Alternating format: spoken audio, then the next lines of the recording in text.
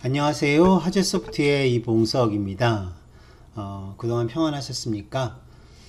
오늘은 그동안 여러분들이 배우고 익혔던 윈도우 드라이버 기술을 사용해서 조금 실전적인 그런 드라이버를 한번 만들어 보는 시간을 가져보려고 하는데요. 그것은 바로 시리얼 드라이버입니다. 시리얼 드라이버는 IRP를 다루는 그런 드라이버의 모습을 보여주는 대표적인 그런 모델의 드라이버이기 때문에 지금까지 배운 기술을 토대로 여러분들이 딱 실습하기에는 적합한 드라이버라고 생각을 해서 시리얼 드라이버를 한번 선택을 해봤고요. 다만 실전적인 드라이버라는 점에서 코드의 양이 좀 많고 또 다소 좀 복잡하게 보일 수 있는 부분이 있습니다. 하지만 언제까지나 우리가 기초적인 예제만 이렇게 다룰 수는 없으니까 이번 시간에는 조금은 좀 실전적인 예제로서 시리얼 드라이버를 저와 함께 공부를 하시고 3일 동안 3시간 정도로 나눠서 실습까지 이렇게 공부를 한번 해보도록 하겠습니다. 이렇게 함으로써 여러분들이 가지고 계시는 지금까지 어떤 실력을 좀 더 다듬고 세련된 그런 드라이버 개발자로서 무엇으로 나아가기를 희망하겠습니다. 자, 오늘도 시작해 보도록 하겠습니다.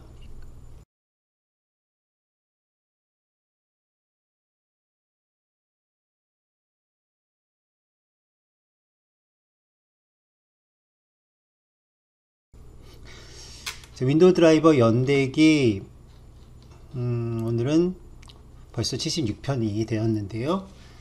시리얼 드라이버 개발하기라는 제목으로 한번 시작을 하겠습니다. 오늘은 그 중에서 첫 번째 시간으로 코드를 보는 건 아니고요. 오늘은 시리얼 드라이버를 만들기 위해서 우리가 사전에 준비해야 될 내용들, 준비 작업에 해당하는 내용들을 공부를 하도록 하겠습니다. 우리가 이 시리얼 드라이버라고 하는 거를 갑작스럽게 이제 만들게 되었는데, 그러다 보니까 시리얼 드라이버는 무엇이지? 그리고 어떤 식으로 접근해야 되지? 라는 어떤 기본적인 지식이 좀 필요하겠죠. 그래서 그런 부분들을 오늘 첫 시간에 좀 배워보도록 하겠습니다. 자, 보통 이제 응용 프로그램이 어떻게 시리얼 드라이버를 찾는가라는 주제부터 시작을 하는데, 응용 프로그램이라고 하면은 보통 제조사에서는 많이 쓰지만 여러가지 통신 에뮬레이터들이 있죠. 그래서 시리얼 포트를 사용하려는 프로그램들이 응용 프로그램이라고 할 수 있는데, 어플리케이션은 지금 그림과 같이 우리 장치 관리자에 이렇게 포트라는 이름으로 클래스가 준비되어 있습니다. 자, 여기 보시면 포트라는 클래스가 있죠. 이 포트 클래스 아래에 이렇게 시리얼 포트가 나타나게 되면 컴포트가 있구나, 시리얼 포트가 있구나 라는 사실을 알 수가 있죠. 자, 이렇게 시리얼 포트의 이름이 포트라고 하는 클래스 아래에 이렇게 만들어지게 되는 이런 일들은 포트 클래스 설치 관리자라는 이름을 가진 모듈이 담당을 합니다. 그러니까 우리가 하는 것은 아니고 포트 클래스 설치 관리자라는 애가 있어서 그 모듈이 바로 이렇게 장치 관리자의 컴포트를 이렇게 등록해주는 작업을 해준다. 그런데 사람은 이렇게 눈으로 보고 컴포트가 있구나 라는 것을 알 수 있지만, 응용 프로그램은 실제로 이것을 눈으로 볼 수가 없잖아요. 컴포트가 있는지 알 수도 없고, 또 컴포트가 몇 번이 있는지, 그래서 컴포트가 3번인지 이것처럼 또는 4번인지 5번인지 이런 걸 알 수가 없기 때문에 어플리케이션이 알 수 있어야 하는 어떤 방법이 또 필요하겠죠. 그 방법들이 몇 가지가 있는데, 그 중에서 아주 고전적인 방법이 하나 있습니다. 그래서 그 고전적인 방식은 저 레지스트리 에디터를 한번 열어보시면 여기에 H키 로컬 머신, 하드웨어, 디바이스 맵, 그리고 시리얼 콤이라고 하는 키가 있어요. 이 시리얼 콤이라는 키에 들어가 보시면 평상시에는 아무것도 없지만 이렇게 컴포트가 하나 만들어지고 나면 보시는 것처럼 이런 형식으로 한 줄이 생깁니다. 그래서 이 한 줄이 딱 생긴 것을 보고 지금 콤3가 있구나, 컴포트가 만들어졌구나 라는 사실을 알 수가 있는 거예요. 자, 이렇게 기록해주는 주체는 누구냐면 바로 시리얼 드라이버입니다. 자, 이거는 다른 어떤 모듈이 해주는 게 아니라 제조사가 만든 그 시리얼 드라이버가 직접 기록을 해 줘야 되거든요. 그래서 시리얼 드라이버가 직접 기록을 해 줘야만 응용 프로그램들은 이곳을 접근해서 컴3가 있다는 사실을 알게 되는 거죠. 그래서 그런 시 어떤 약속이 있다는 겁니다. 컴포트에 대해서는. 그래서 이런 형태로 해서 어플리케이션이 컴3가 있구나라는 것을 알게 될 거예요. 그렇죠? 자, 그러면 이제 그 다음에 우리가 그림을 보면 우리가 시리얼 장치를 지금부터 생각을 해야 되겠죠. 왜냐면 시리얼 드라이버를 만든다는 거니까 이 시리얼 드라이버를 만들어서 어떤 장치에 올릴 것인지를 생각해 봐야 되는데 이건 크게 두 가지가 있을 수 있습니다.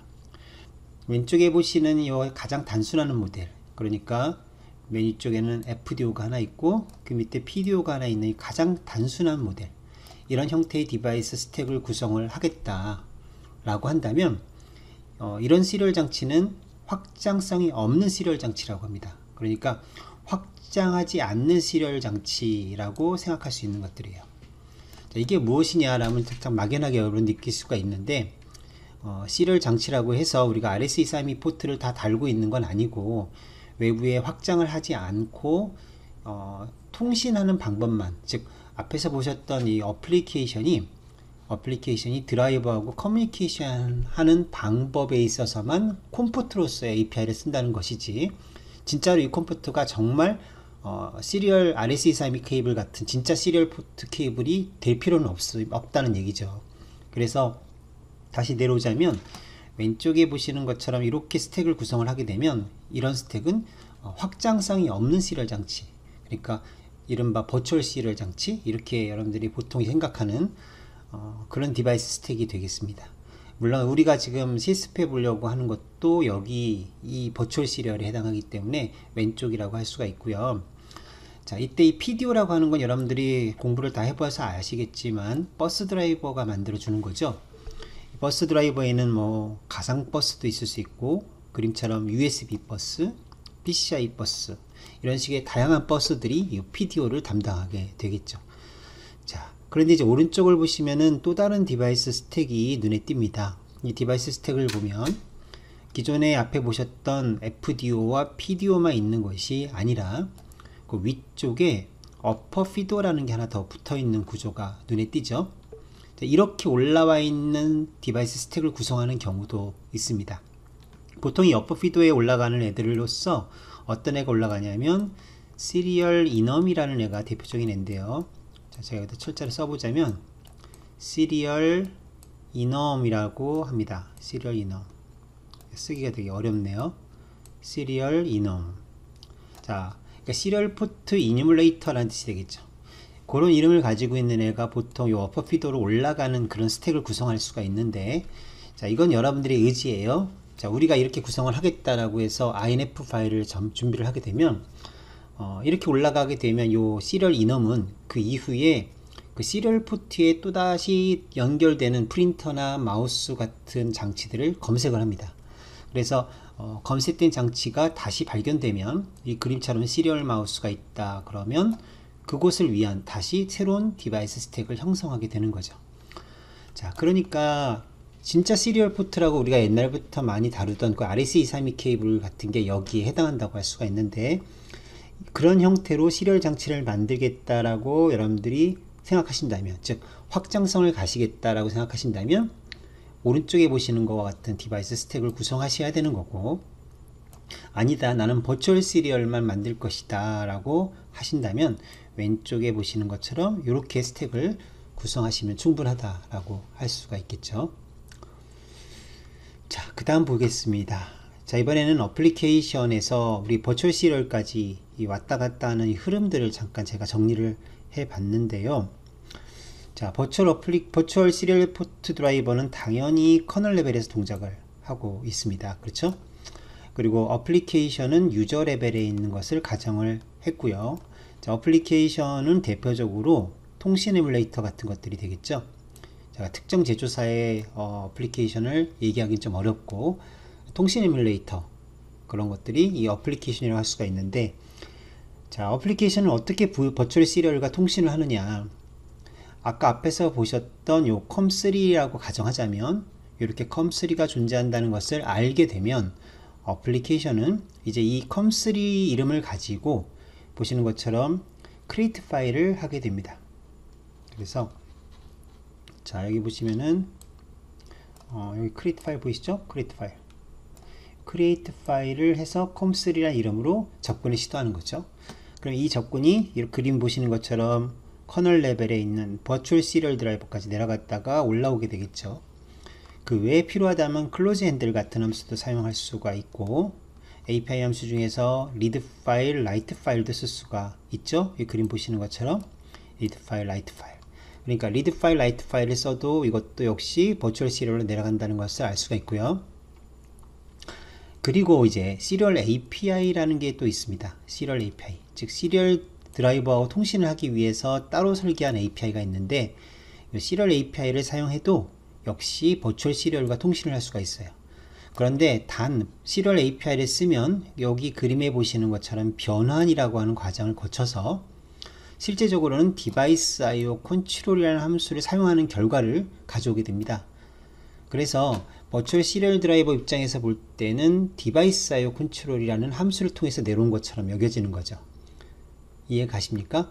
그러니까 통신 에뮬레이터에서 시리얼 API를 통해 접근한 행동들은 디바이스 IO 컨트롤을 통해서 내려온 것처럼 보인다 라는 얘기죠. 그러다 보니까 만약에 통신 에뮬레이터가 원한다면 여기 보이시는 것처럼 직접 디바이스 IO 컨트롤을 쓸 수도 있다는 얘기가 되는 겁니다.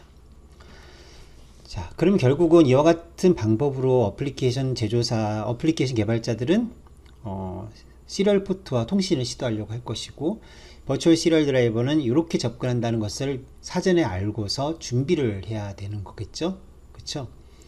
그래서 여기서는 뭐 간단하게만 말씀드리자면, 뭐 리드 라이트는 읽기 쓰기가 될 것이겠죠. 어떤 데이터를 읽거나 쓸 때의 경로가 된다고 할 수 있을 것이고, 그 밖에 디바이스 IO 컨트롤은 다양한 어떤 제어 채널이 되겠습니다. 제어 채널, 상태를 알려준다든지, 그다음에 컨피그를 잡는다든지, 보레이트를 설정한다든지, 뭐 이런 것들이 여기 해당한다고 할 수가 있겠죠. 자, 그러면 이제 그 중에서 IOCTL을 제가 한번 추려봤는데요. IOCTL이 많죠. 자, 이런 IOCTL들을 다 처리를 해야 합니다. 하나도 빠짐없이 처리를 해야만 표준에 맞게 만들었다고 할 수가 있는데요. 각각의 IOCTL에 대한 의미는 오른쪽에 설명 나와 있습니다. 그리고 이런 내용들은 여러분들 MSDN을 찾아보시면 인터넷상에서 얼마든지 구글링이 되기 때문에 그때그때 찾아서 각각의 명령어를 쓰는 방법을 익히셔야 돼요. 그러니까 저와 함께 지금 다음 시간에 우리가 실습을 해볼 때 결국은 이와 같은 IOCTL 코드들 하나하나들을 어떻게 구현했는지를 보셔야 되는 겁니다. 이것들을 구현을 해줘야, 드라이버가 이것들을 구현해 줘야만 어플리케이션이 편안한 마음으로 이 IOCTL을 던질 수가 있는 거죠. 자, 그런데 이제 여기 있는 IOCTL들이 대부분은 기록을 하거나 또는 읽거나 이런 간단한 작업들을 하기 때문에 그렇게 어려운 내용은 없는데, 여기에 주요 IOCTL이 있습니다. 약간 우리가 지식을 좀 가져야 되는, 사전 지식이 좀 필요한 IOCTL이 있는데, 그것들을 한번 잠깐 보시자면, 여기 지금 제가 적어놓은 7가지 정도가 된다고 할 수가 있어요. 7가지 보이시죠? 주요 IOCTL을 제가 한번 추려봤는데요. 첫 번째로 보레이트 설정과 관련된 보레이트 설정이라고 하죠. 보일 설정. 두 번째는 특수문자 설정.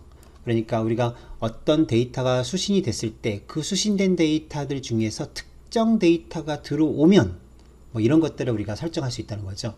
그러니까 데이터들이 막 들어오는데 그걸 내가 매번 볼 수는 없고, 특정 문자가 들어오면 이럴 때 어떤 이벤트로서 동작을 해라, 뭐 이럴 때 사용하는 특수 문자 설정, 그런 것들이 있고, 그리고 TX나 RX 또는 에러 카운트를 확인할 수 있는 콤 스테이터스 같은 IOCTL도 있어요. 그리고 아주 중요하지만 타임아웃이 있습니다. 읽기 쓰기를 항상 할 때마다 항상 기다릴 수는 없으니까 적당한 타임아웃 설정을 어플리케이션이 요구를 하게 되는 거고, 그에 따라 드라이버는 타임아웃 값을 반영해서 동작을 해야겠죠. 그리고 퍼지 같은 것도 있습니다. 퍼지는 말 그대로 취소한다는 뜻이니까 어떤 TX 작업이나 RX 작업이 현재 대기 중이라면 그것들을 다 취소하는 그런 역할을 담당을 하셔야 되는 거죠. 그리고 이제 마지막으로 웨이트 마스크와 관련된 내용들이 있습니다. 그래서 웨이트 마스크, 웨이트 온 마스크 이렇게 두 가지를 이용을 해서 어플리케이션은 특정 사건, 특정 이벤트를 기다릴 수 있고 드라이버는 그 사건이 발생되었을 때 그것을 어플리케이션에게 알려줄 수 있는 거죠. 그래서 이와 같은 이벤트 방식의 프로그래밍이 가능하다 라고 얘기를 하는 거고요. 처음에 시리얼 드라이버를 작성할 때는 여기서 조금 막힙니다. 이 마스크라는 게 뭔지 잘 이해도 안 가고 어떻게 핸들링 해야 되는지 잘 모르겠고 하니까 이 부분이 조금 어렵게 느껴지는 부분이라고 할 수 있습니다. 자, 왼쪽을 보시면 각각의 이 IOCTL 명령을 처리할 때에 여러분이 아셔야 될 구조체가 있죠. 그래서 보레이트 설정과 관련된 IOCTL이 내려왔다 그러면 시리얼 보레이트라는 구조체를 여러분들이 이해를 하셔야지만 이 명령을 해석할 수가 있고요. 그 다음에 특수문자 설정은 당연히 시리얼 캐릭터스, 그리고 콤 스테이터스는 시리얼 스테이터스, 그리고 타임아웃은 시리얼 타임아웃 S라는 구조체를 여러분들이 아셔야 되고, 그 밖에 이제 웨이트 마스크나 퍼지 같은 것들은 유롱으로 되어 있는 4바이트 데이터가 사용이 되기 때문에 이 4바이트 데이터의 의미만 여러분들이 아시면 될 것 같습니다. 자, 이제 앞으로 이제 저랑 같이 이 IOCTL을 하나하나 어떤 식으로 코딩을 해야 되는지를 배우게 될 테니까 그때 조금 더 상세하게 여러분들이 공부하시도록 하고요. 여기서 이제 특히 주안점을 한번 제가 찾아봤습니다. 주안점은 크게 두 가지로 제가 설명을 드리겠습니다. 앞에 보셨던 이런 내용들 중에서도 더 주안점을 둬야 될 부분을 제가 찾는다면 두 가지로 볼 수 있는데, 그 중 하나가 타임아웃이고요. 또 하나가 웨이트 마스크가 되겠습니다. 자, 타임아웃을 어떻게 해석을 하는지 잠깐 설명을 드리도록 할게요. 자, 시리얼 타임아웃이라는 구조체가 있습니다. 그래서 어플리케이션은 이 타임아웃 구조체를 가지고 드라이버를 컨트롤 하게 되는데, 보시는 것처럼 타임아웃은 크게 리드 쪽과 라이트 쪽으로 나눠진다는 걸 알 수가 있죠. 자, 리드 쪽과 라이트 쪽. 큰 그림에서 보자면 리드 토탈과 라이트 토탈로 나눌 수가 있습니다. 그런데 읽기 쪽 타임아웃과 쓰기 쪽 타임아웃 외에도 특별히 읽기에 해당하는 경우에 한해서 리드 인터벌이라고 하는 게 하나 더 추가가 되어 있습니다.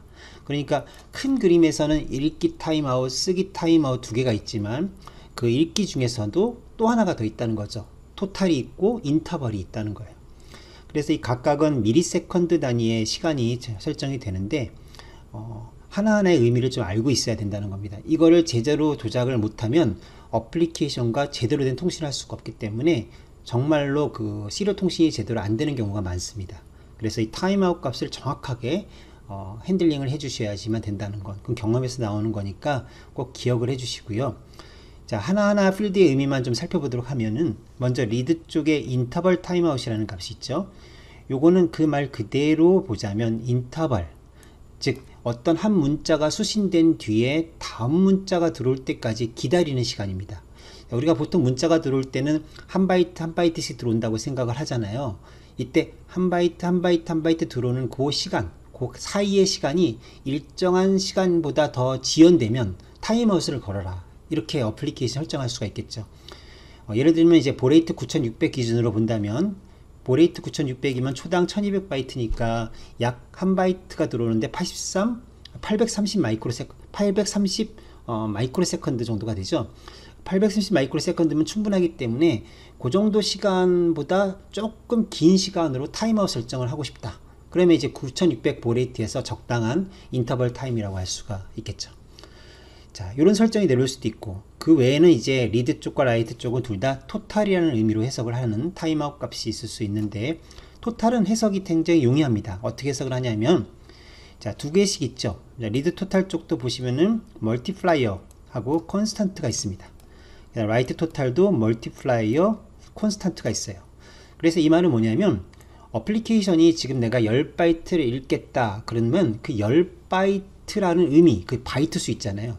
그 10바이트 곱하기 멀티플라이어를 하고, 그 다음에 거기다가 플러스 콘스턴트를 하는 겁니다. 간단하죠? 그러니까 내가 만약에 데이터를 한 바이트만 읽을 수도 있지만 상황에 따라서는 100바이트를 읽을 수 있잖아요.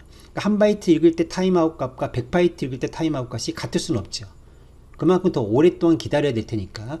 그래서 그런 것들을 감안해서 우리가 데이터 읽을 양 곱하기 멀티플라이어를 하고 거기에 여유로운 컨스턴트 값을 더 보강을 해서 조금 더 세밀한 타임아웃 값을 설정할 수가 있다라는 겁니다.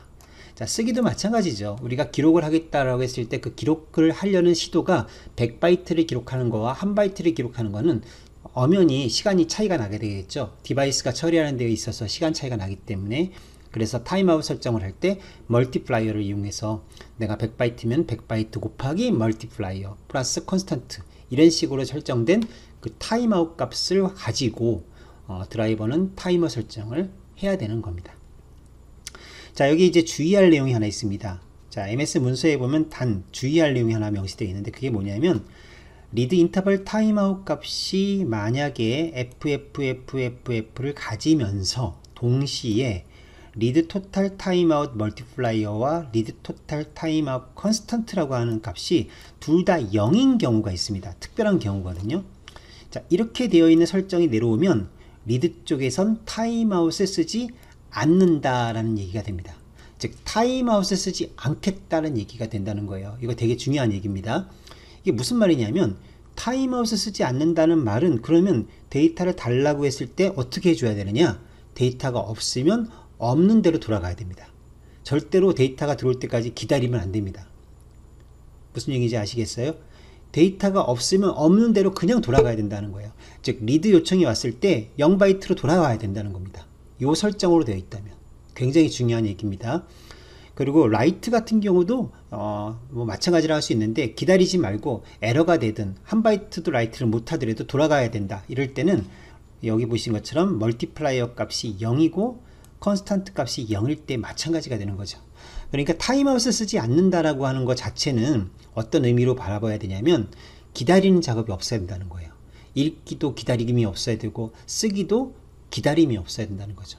보통은 우리가 IRP를 다룰 때에 스테이터스 펜딩이라는 그런 개념이 있잖아요.